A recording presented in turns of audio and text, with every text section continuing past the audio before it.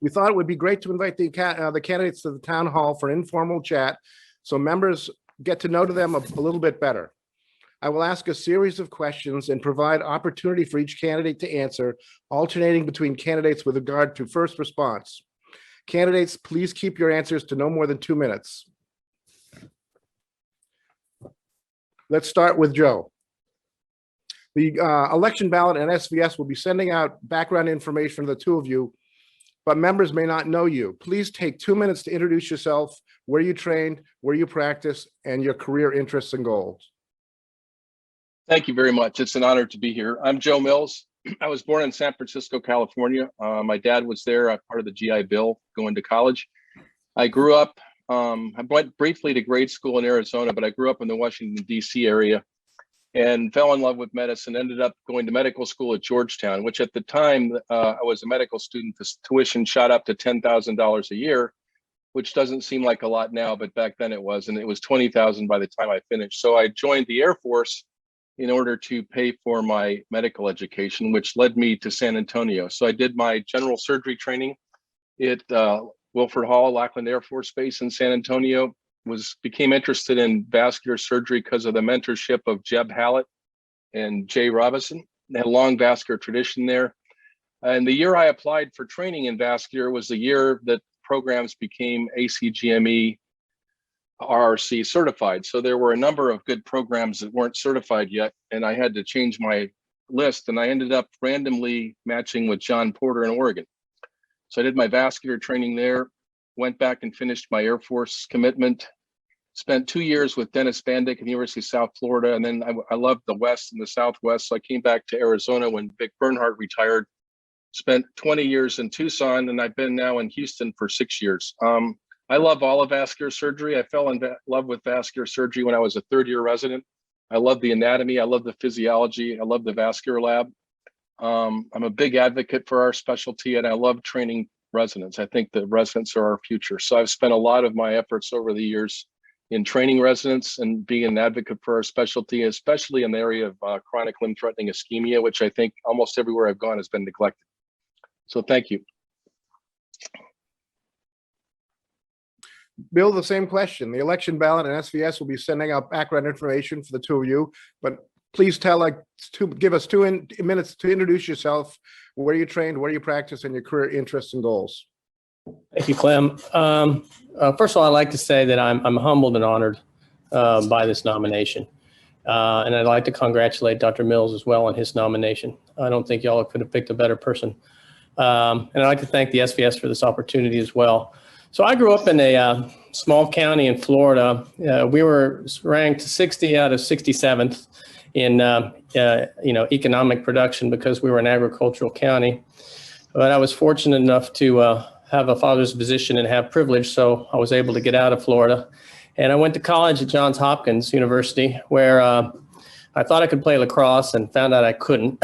So I ended up leaving there to go to medical school at Baylor in Texas, where Dr. Mills is. And that was my first trip to Texas, and I fell in love with Texas. So you all know Dr. Ken Maddox, and usually when he gives you advice, you better listen, but I didn't listen to him. I graduated from school in 3 years back when you could do that, so I could do my 4th year as a paid intern. Basically did my 4th year of medical school as an internship and doing a rotating internship at Baylor. Then I went over to UAB to do the 5 years of general surgery, and I picked UAB because I needed some discipline, and I needed some structure, and they provided all of that very well, especially the discipline. I fell in love with vascular surgery when I was an intern there. I was rotating at the VA on my 3rd rotation on the vascular service, and this nice vet had femoral popliteal bypass done for claudication, and to be able to walk to the bedside the next day and feel a bounding pulse and a warm foot was very impactful. And from that point on, I decided that that was the path I wanted to follow. I was fortunate to match with the Baylor University Medical Center in Dallas for my vascular residency, and it's Dr. Jesse Thompson's legacy program. And so that was my second tour to Texas. And once they got me back here the second time, they haven't been able to get rid of me. So I entered private practice following my fellowship, And 7 years later, joined and founded Texas Vascular Associates, the legacy group from Jesse Thompson. At TVA, we all basically do general vascular surgery. All of us are assigned to do everything, although certain people have found niches at which they excel at. So my focus was mainly for many, many years on educating the residents and running the Rutherford session, Friday mornings at 6:30, week after week after week.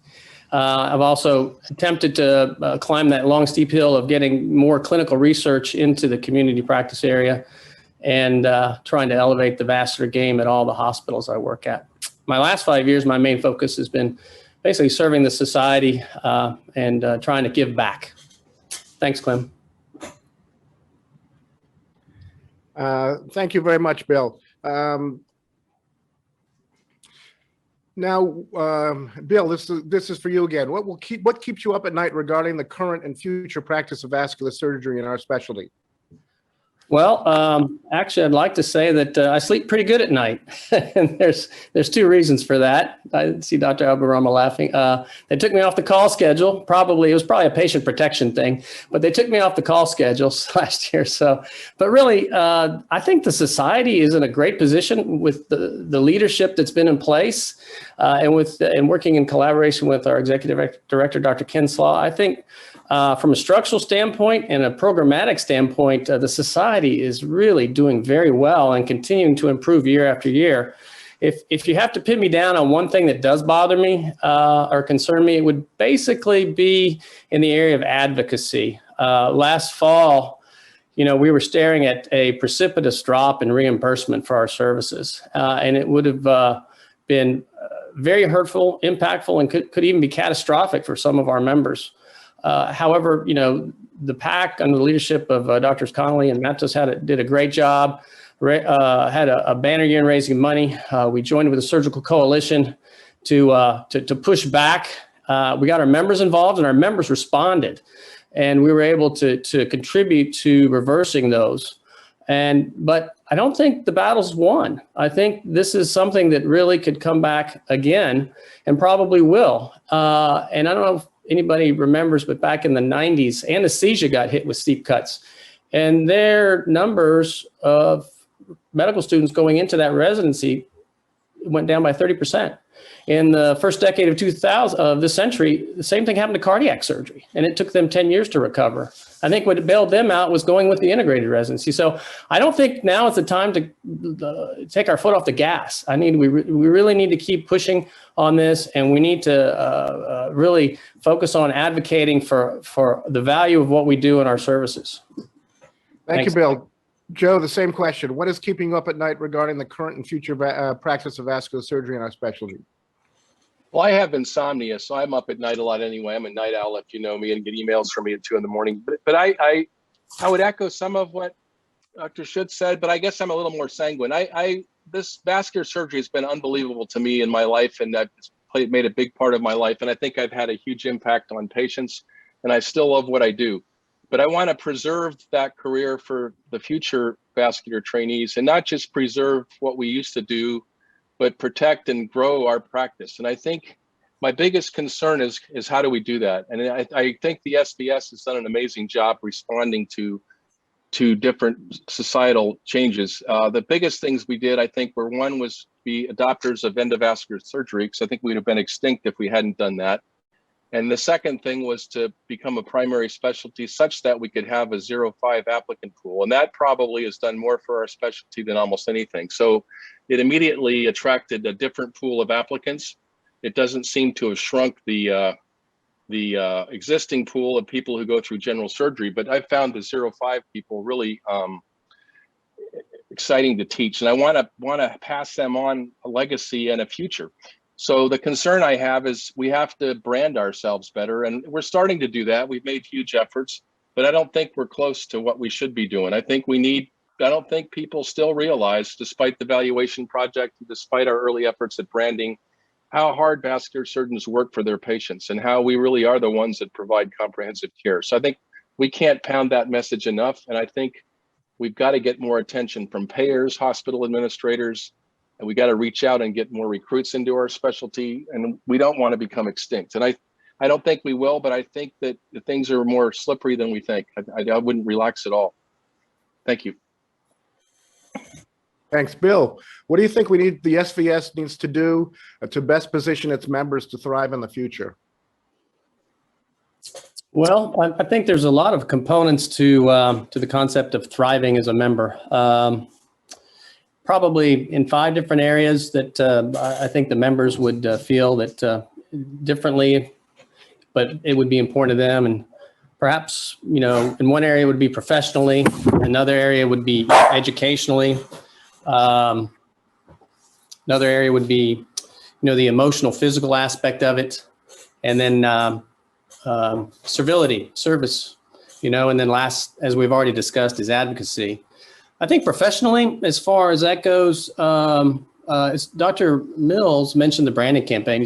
That's just been an outstanding campaign, and I think the SVS needs to double down on that and continue those efforts that he's initiated, and get in front of the patients with our branding, get in front of students and let them know who we are. The intersocietal collaborations that have been established over the last couple of years have been tremendous, and we need to continue and nurture and maintain those relationships so that as much as we can speak as one voice when challenges come up. The other thing is there's a lot of just misinformation on the internet, and I'd like to see the SVS become the home for good information. And that could take a couple of ways, either just really driving traffic to our website with a great patient-facing page for information, or even developing an SVS seal where the SVS actually certifies that a website has accurate and appropriate information for patients and they're not confused. And then the SG2 SVS collaboration, in which we're collaborating with this subsidiary of Vizient to actually go to systems and use the financial background of SG2 and the knowledge background clinically from the SVS members to advise these systems on the value of a vascular service line and then what that should look like.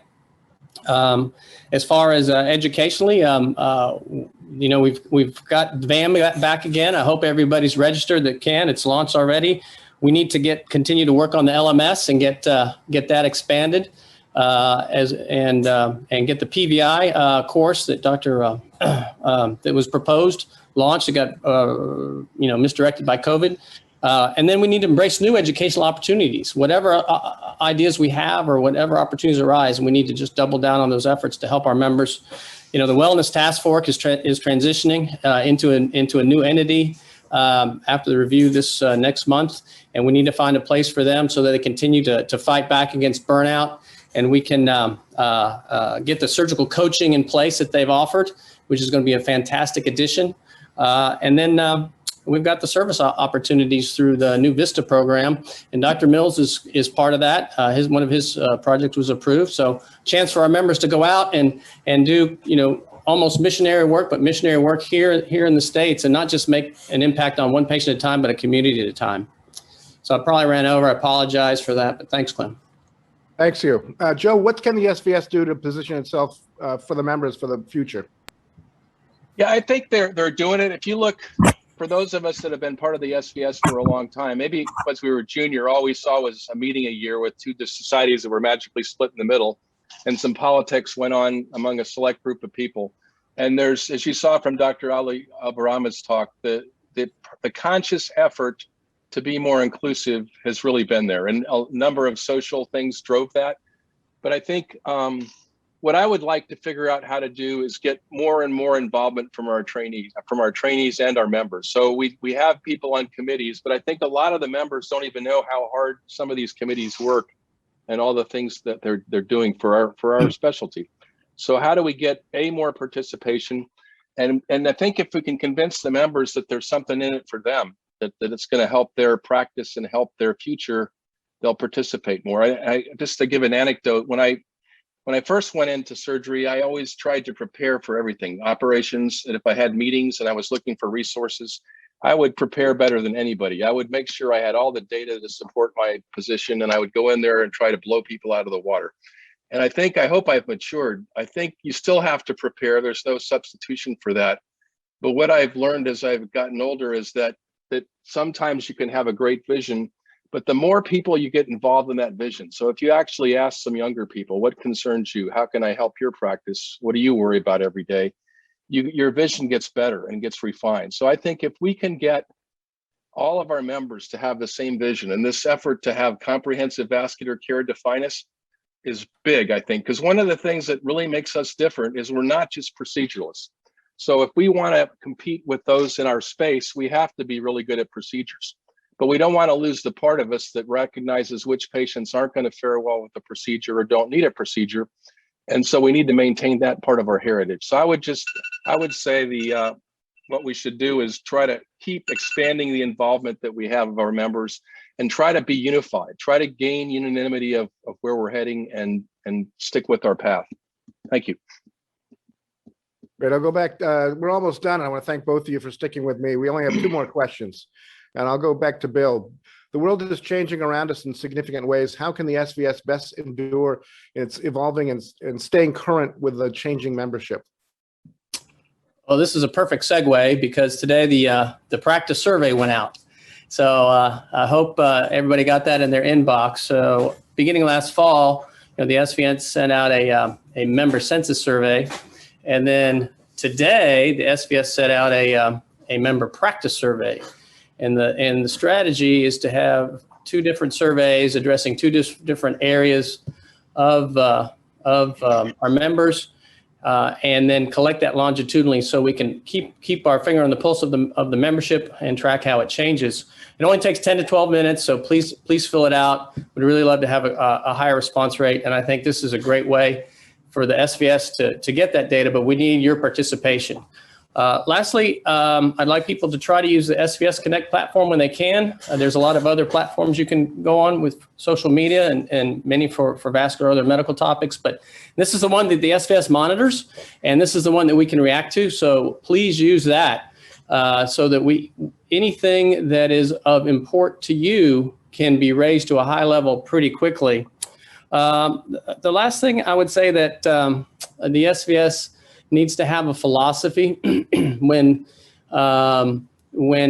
challenged with change, that as long as it fits our core values and purpose, then we should strongly consider that change. As Dr. Mills mentioned, this is a drastically different society than when I came out of training. In fact, when I came out of training, I wasn't even eligible to join our society. So things have come a long, long way. So I would say, as far as change goes, we need to embrace change. We need to be comfortable being uncomfortable. Thanks, Clem. Thank you very much. Joe, the world is changing around us in significant ways. How can the SVS best ensure it is evolving and stay current with a changing membership? Yeah, I think 2 things. One is that we need to keep defining ourselves and stick with that vision if it's the right vision. I think we're on the way to doing that. And the other is just engagement. I think that the town halls have been I think during the initial part of COVID, they were awesome because we had no other way to get together. And they went from kind of stilted meetings to meetings where people actually interacted to where after a while it was almost like being live. But I think maybe we need to figure out how to do that differently because it still is hard for a lot of people to participate. Some of the town halls have had, we have 3,000 members. I think one of the biggest town halls had maybe 300 sign up. We really want more people to participate. So I wondered, if you think about how democracy works, the old-fashioned way that they still do in parts of New England and the way they often do in Holland is you sit down in a room and you talk through a problem until you solve it. And that's not the way our democracy works in our country anymore. And it's not really the way the SVS works. And I wonder if we should break down these mini town halls into little regional ones, invite local people that aren't well-known nationally, but are in the trenches doing what we do every day. And they may have a different experience than somebody at a giant hospital, or they may run to 3 small hospitals and they may need help. So how do we help all of our members in different environments flourish? And we may get really good ideas from people that you wouldn't have thought would have good ideas, and you won't know unless you ask them. So one thought I had would be to break things down into smaller pieces and try to get more input. But the problem with the future is predicting the future is it hasn't happened yet. So it's always difficult. I think vascular surgery has proven really agile. I mean, there's no question we've done some pivots that really rescued our specialty and made it even greater than it was. I mean, if I think about my everyday clinical activity and what I do now compared to what I did when I started training, they're not even close to the same thing, but we still treat the same patients and similar patients. So anyway, I think continued engagement and maybe smaller interactive sessions to get more people to contribute. That's how we adapt to change, because sometimes you don't hear about change. It happens in different parts of the country, right? When I came to Houston, it astounded me that vascular surgery didn't really have a separate identity in most of Houston. It was all CV surgery. Finally, after 5 years, we don't get called the CV service anymore. It's taken a while, and I'm sure there's pockets of that everywhere. So anyway, I think that's the answer. Okay, final question, and I'll start with Joe. If elected, what will you be doing in the next 2 years to prepare yourself for the role of president? First thing is listen. I think I've gotten much better at that as I've gotten older. And even when Spence Taylor used to give a great talk. So he's, as far as I know, he's the only vascular surgeon that's founded a medical school. And he gave a just great talk. We actually got a coach. So most of us that have been in leadership positions kind of feel like, why do I need a coach? But there were a lot of politics involved in starting the medical school. And he used a comparison of most really good surgeons that are leaders are kind of like band leaders. You know, we have this Sousa march, and I know how it's supposed to be played, and let's follow me, and we're going to do this. And that works in a small setting.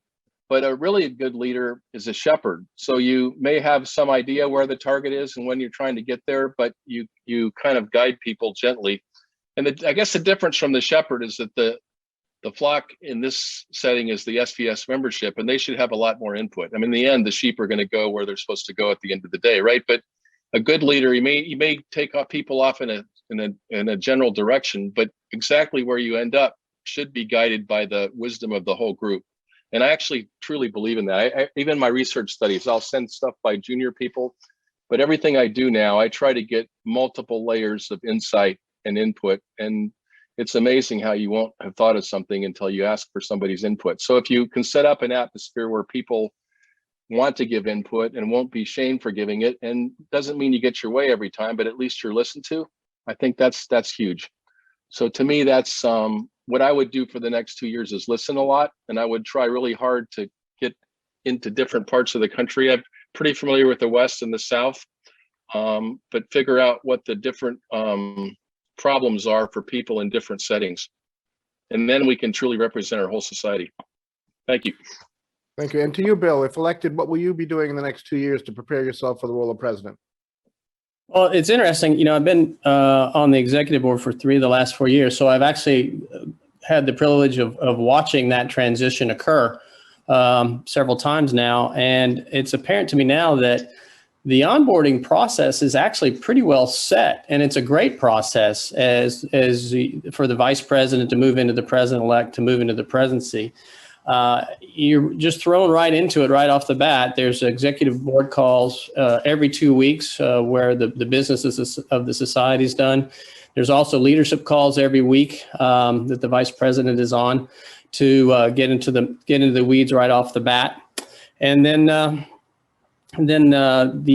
there are other calls that you can be on as well. I'd like to sit on the communications call that Dr. Amy Reed hosts to be, up to speed with what's going on there. And then the other thing is I already do have a pretty good background after, the last 4 or 5 years of how the society really functions with the councils, committees, and the other task forces. And what projects we've had and what projects we plan. There's like I'm gonna hope this shows up. I don't know, got kind of a printout here of like this grid of 10-page long grid of the projects that have been completed and the projects underway. So you kind of see that rolling along every 2 weeks as you have your EB calls. So you'll be absorbing that. The other thing is, as president-elect, you have a couple obligations. One is to run the spring strategic board of directors meeting, at which time the platform for the following year comes out. And that turns out that's going to be your platform as president. So you'll be heavily involved in how that develops and then is implemented. The other thing is the Stanley Crawford Critical Issues Forum is something you're responsible as president-elect. And you obviously need to start that well in advance. And I've already thought that a great topic would be to address the regional vascular emergency care and use that forum to define the problem and hopefully point towards some solutions. And one of the solutions that I've been thinking about for a long time would be for the SVS to start a program similar to ACLS or ATLS called AVLS, or acute vascular life/limb salvage. And it would be for all providers that are faced with vascular emergencies, and provide that knowledge that fills in the void that we see every day when we get called with an emergency, and give them some skills to help get some better upfront care before that patient is sent to us. I think that would serve our patients. I think it would serve our society. I think it would fit in nicely with our branding. So that's one of the things that I would be working on during that time period leading into presidency. Thanks. Okay. Thank you, Joe and Bill, for giving the SVS members a chance to get to know each of you. And I want to thank the SVS members for all the work they do, the tremendous work they do for our patients, and to be part of the best profession in the entire world. And last thing I want to say is vote, vote, vote. Starts at the end of this meeting and goes for a week, and we need to have your participation. Ron, I'm happy to send it back to you.